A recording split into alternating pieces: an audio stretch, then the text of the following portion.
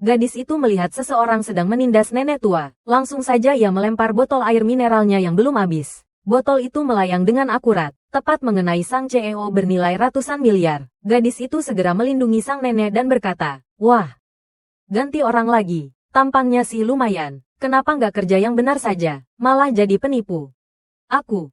Ternyata baru saja, gadis itu masih bekerja di lokasi konstruksi mengangkut semen demi biaya kuliah. Saat ia hendak makan siang dan beristirahat, ia melihat seorang pria sedang menjajakan sebuah giok. Nenek tua itu mengira itu barang berharga dan bersiap mengeluarkan uang untuk membelinya. Untungnya gadis itu datang tepat waktu untuk menghentikannya. Melihat itu, si penipu mengancam agar gadis itu tidak ikut campur. Gadis itu tidak takut sama sekali. Segera mengeluarkan ponselnya bersiap melapor ke polisi. Si penipu melihat situasi tidak menguntungkan, langsung menyambar giok itu dan kabur terbirit-birit. Saat itu, perut nenek berbunyi keroncongan. Merasa kasihan, gadis itu memberikan separuh roti mantau kepada nenek. Lalu ia berlari lagi untuk membelikan nenek air minum. Tapi baru saja gadis itu pergi, cucu sang nenek yang seorang CEO datang mencarinya. Gadis itu mengira pria ini komplotan penipu yang tadi. Tanpa basa-basi ia langsung melindungi nenek, dan berkata ganti orang lagi. Tampangnya lumayan, kenapa nggak kerja yang benar saja, malah jadi penipu?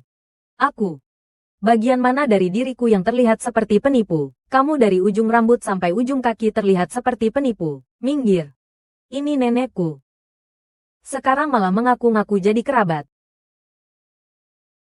Kalau begitu coba lihat, memangnya aku kelihatan seperti ibumu? Nenek melihat gadis itu salah paham. Buru-buru memberitahunya bahwa CEO itu adalah cucu kandungnya. Gadis itu langsung merasa malu. Rasanya ingin mencari lubang untuk bersembunyi saking malunya. Sang CEO melihat gadis itu berniat baik, jadi tidak bermaksud mempermasalahkannya. Untuk mengucapkan terima kasih, nenek membawa gadis itu ke restoran untuk makan bersama. Semakin dilihat, nenek semakin menyukai gadis itu. Beliau berkata jika nanti GP kesulitan apapun, bisa mencarinya. Tidak usah. Tidak usah. Hanya karena separuh roti mantau. Aku angkat telepon dulu ya. Oh, silakan. Nek. Menurutku dialah penipunya. Dia pasti mengincar uang nenek. Jangan bicara sembarangan. Dia kan tidak tahu latar belakang keluarga kita. Lihat saja pakaian nenek. Sudah kelihatan tidak sederhana. Itu artinya dia lebih licik lagi. Halo. Sen Yun Chu, besok kamu harus bayar uang kuliah. Kalau tidak, kamu akan dikeluarkan paksa. Bisakah Anda memberiku waktu beberapa hari lagi? Tidak bisa.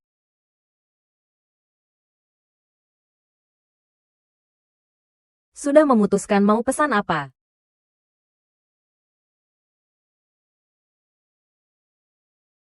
Bolehkah saya meminjam uang? Akhirnya kelihatan juga belangnya. Tentu saja boleh, katakan saja.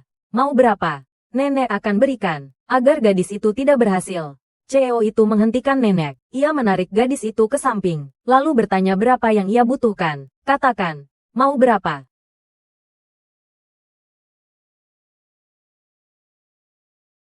Mundur selangkah untuk maju 1000 langkah rupanya. Sayangnya dia berhadapan denganku. Karena nenek terpaksa membuatnya sadar diri dan mundur. Aku bisa meminjamkanmu uang, tapi kamu perlu membantuku satu hal. Kamu butuh uang. Aku butuh istri. Nenekku sudah mendesak. Tapi melihat penampilanmu, usiamu sepertinya belum cukup. Ya, Sen Yun Chu. Besok kamu harus bayar uang kuliah. Kalau tidak akan dikeluarkan paksa. Ciutkan nyalimu, penipu kecil. Hanya menikah saja. Usiaku sudah cukup. Keduanya pun dengan cepat mendaftarkan pernikahan mereka. Sang CEO juga menepati janji meminjamkan uang padanya. Saat itu, sebuah Rolls-Royce berhenti di depan pintu. Agar identitasnya tidak terbongkar, sang CEO berbohong mengatakan bahwa ia hanyalah seorang sopir. Astaga, Presdirsu, kenapa Anda menyetir sendiri ke sini?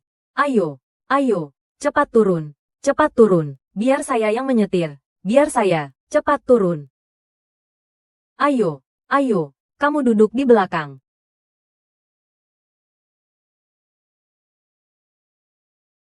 Kamu urus dulu urusan sekolahmu, nanti aku jemput lagi. Aku berangkat kerja dulu, oke? Dia pasti bekerja keras sekali. Bahkan di hari pernikahan pun tidak lupa bekerja. Saat sahabat gadis itu melihat akta nikah, ia tidak tahan untuk tidak mengomel. Tidak kusangka demi 6.000 yuan, kamu menikahi seorang sopir tua. Kemudian ia merebut ponsel gadis itu, mengirim pesan pada sang CEO meminta mahar dan 3 perhiasan emas. Setelah sang CEO melihat pesan itu, tanpa banyak bicara, langsung membawa gadis itu ke mall terbesar di kota. Gadis itu buru-buru menjelaskan bahwa pesan itu dikirim oleh sahabatnya. Namun sang CEO menganggapnya sedang berakting. Saat keduanya sedang berbicara di depan pintu mall, seorang pramuniaga sombong mulai mengejek mereka. Anjing baik tidak menghalangi jalan. Kalau tidak mampu beli, menyingkir sana. Bau kemiskinanmu itu hampir membuat orang mati lemas. Jangan coba-coba ikut campur urusan dunia peranjingan, karena mata anjing memang memandang rendah orang lain. Hei, apa aku salah bicara? Memangnya kamu mampu beli? Ada yang mengakui dirinya anjing rupanya. Kamu. Sudahlah, masuk dan lihatlah. Pura-pura apa lagi? Lihat saja. Akan kubuat kalian menunjukkan wujud asli kalian. Kalian berdua terlihat. Kalau tidak kaya ya bangsawan. Model ini sangat cocok untuk Anda berdua. Yang ini, harganya hanya sekitar 100 ribuan yuan. 100 ribuan. Murah ya? Kalau begitu lihat yang model ini.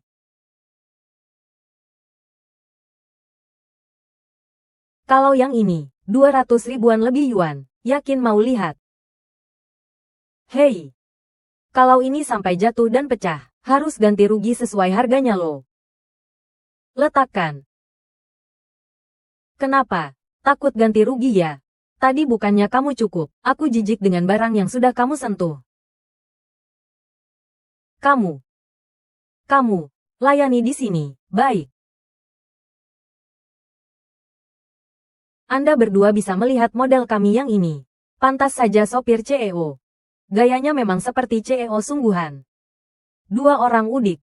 Benar-benar menganggap diri mereka penting.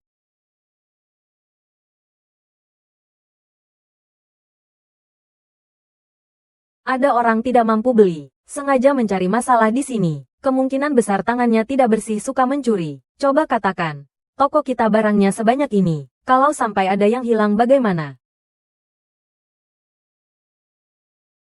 Lu. Jian, Wei. Yang set ini, tolong dibungkus.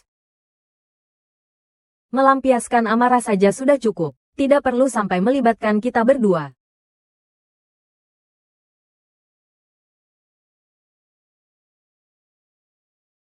Perhiasan yang Anda pilih hari ini, semuanya kami berikan gratis. Lu, Jianbai. Tidak sangka Anda masih mengenali saya. Bahkan jika Anda jadi abu pun, saya tidak akan lupa. Kalian saling kenal. Oh, dia kenal atasan saya. Presdir Lu ini tidak ingin identitasnya terungkap, benar-benar rendah hati. Oh iya. Tapi barang-barang ini kan mahal sekali. Tidak apa-apa, hari ini adalah perayaan ulang tahun toko kami yang ke-10. Anda adalah pelanggan kami yang ke-101. Barang yang Anda sukai, semuanya kami berikan gratis. Ayo pergi. Manajer. Acara kita yang ini, mulainya kapan? Sejak saat kamu dipecat. Sejak saat kamu dipecat. Kapan saya dipecat? Sekarang. Tapi, salahkan dirimu sendiri, karena telah menyinggung orang yang tidak seharusnya disinggung. Kamu tahu siapa dia? Dia. Mereka. Presdir Lu adalah pendiri mal kita.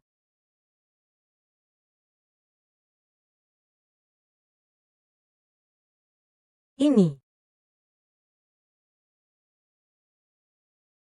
Aku tidak suka, terlalu berharga. Hanya sekitar 200 ribuan yuan saja kok. Lagi pula, kamu mendapatkannya karena beruntung. Cuma 200 ribuan yuan kok. Menyetir mobil CEO. Sudah mulai bermimpi jadi CEO juga ya? Tapi kata orang, Pasangan pengantin baru itu keberuntungannya bagus. Ayo kita beli beberapa lembar lotre. Siapa tahu menang hadiah utama.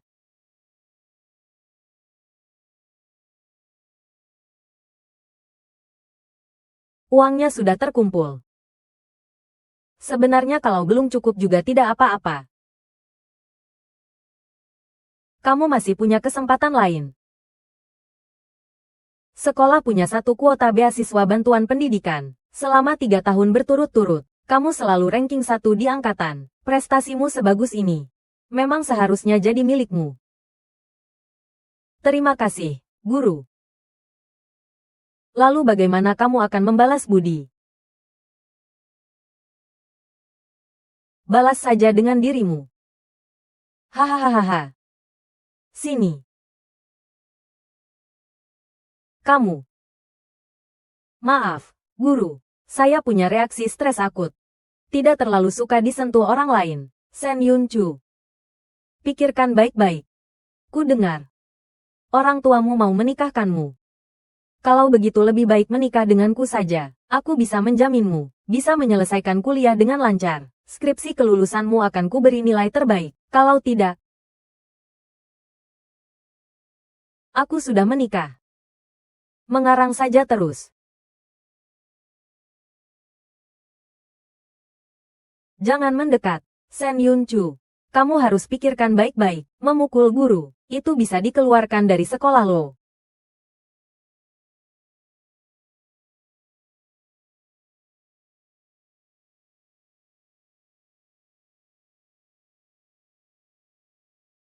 Kamu tidak apa-apa. Awas. Sakit. Lepaskan aku. Kamu siapa? Suaminya. Kamu benar-benar sudah menikah. Sudah menikah tapi masih mengincar beasiswa ini. Kamu juga orang miskin. Ku beritahu ya. Kalau kamu berani menyentuhku lagi, akan kubuat kamu menanggung akibatnya. Aku tidak apa-apa. Masalah hari ini lupakan saja dulu. Pecundang, bahkan jika di depanmu aku melakukan sesuatu padanya, kamu tidak bisa berbuat apa-apa padaku, kan? Sejujurnya ku katakan padamu, selain beasiswa, di tanganku, juga ada kuota magang. Di departemen barang mewah grup Lucy, berapa banyak orang berebut sampai kepala pecah, ingin masuk ke sana untuk menambah wawasan, sekarang sudah terlambat.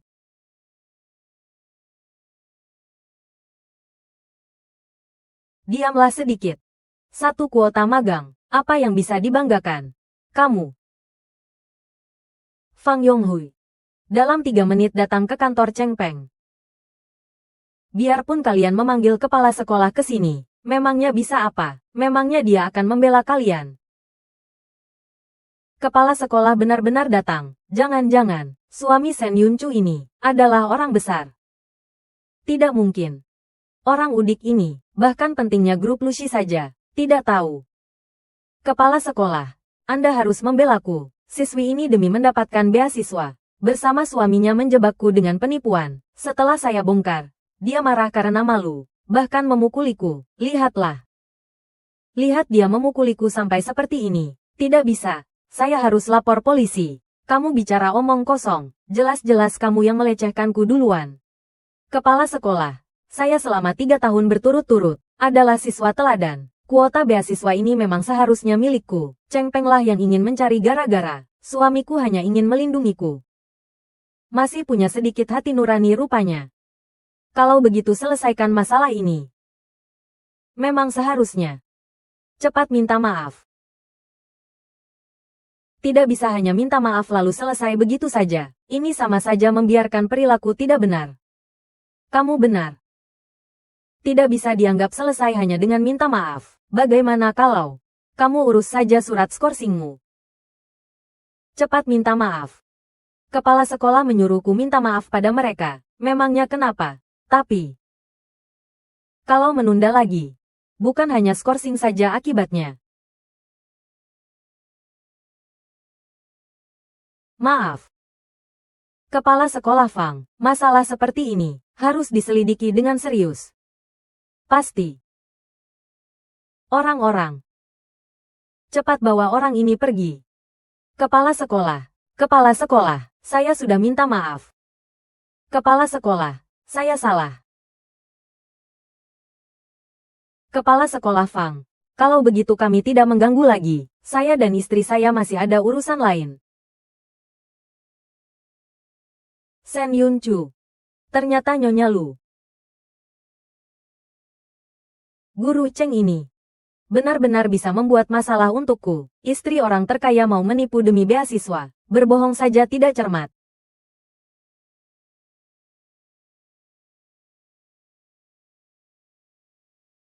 Terima kasih. Tadi aku benar-benar ketakutan setengah mati.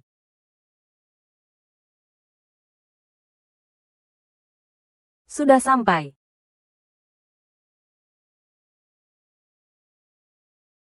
Suke ini kerjanya tidak bisa diandalkan.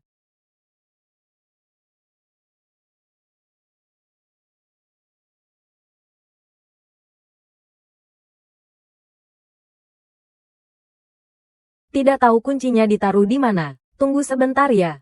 Aku minta kolega mengantarkan kunci cadangan. Kamu yakin ini rumahmu? Tentu saja. Kan sudah ku bilang. Tunggu sebentar. Sebentar lagi diantar.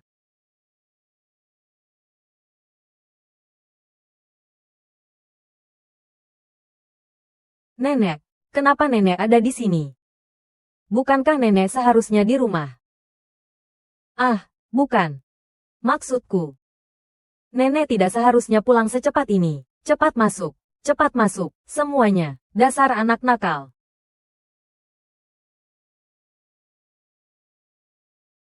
Nenek ini juga tidak ingin mengganggu kehidupan pernikahan kalian. Tapi nenek hanya sedikit tidak tenang. Makanya, Nek, apa yang nenek katakan? Keluarga itu seharusnya tinggal bersama. Lihat, aku membawakan hadiah untuk nenek.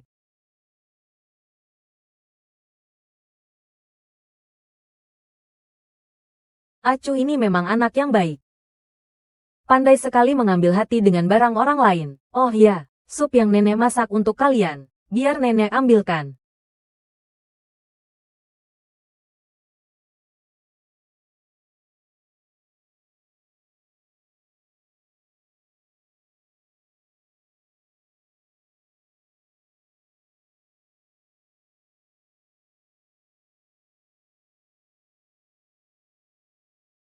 Kenapa?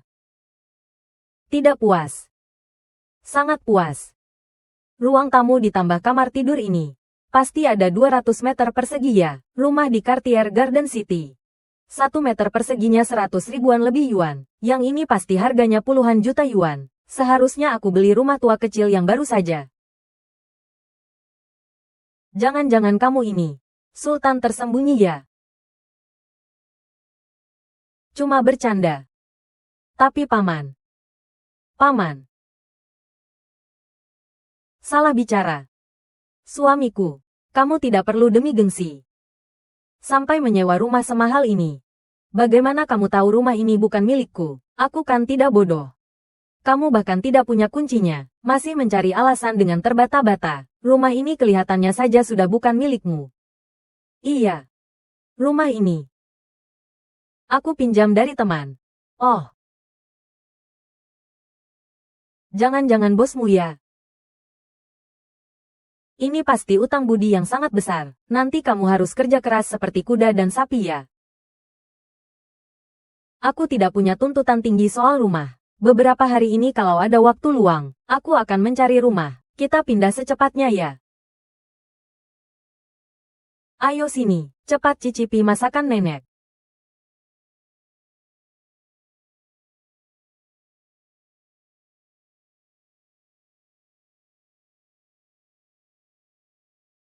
Shen Yun Chu.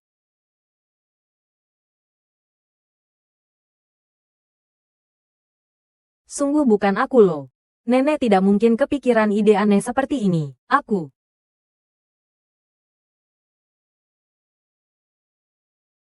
Aku kan melakukannya sesuai yang kalian katakan untuk menatanya. Tidak akan gagalkan. Tenang saja, waktu suamiku masih muda. Dia pakai cara ini untuk mendapatkanku. Iya kan? Romantis sekali. Suamiku tidak mengerti hal seperti ini. Kamu tidak percaya? Aku bereskan sekarang ya.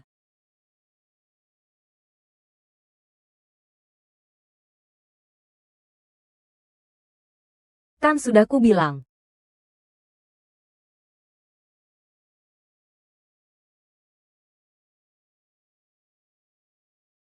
Tunggu sebentar. Kamu ada barang, giliranku. Bodoh.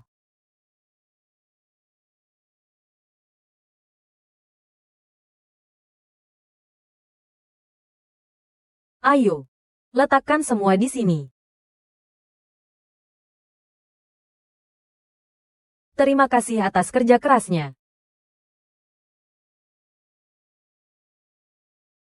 Acu. Ayo sini, lihat hadiah yang nenek belikan untukmu. Ayo sini. Gawat.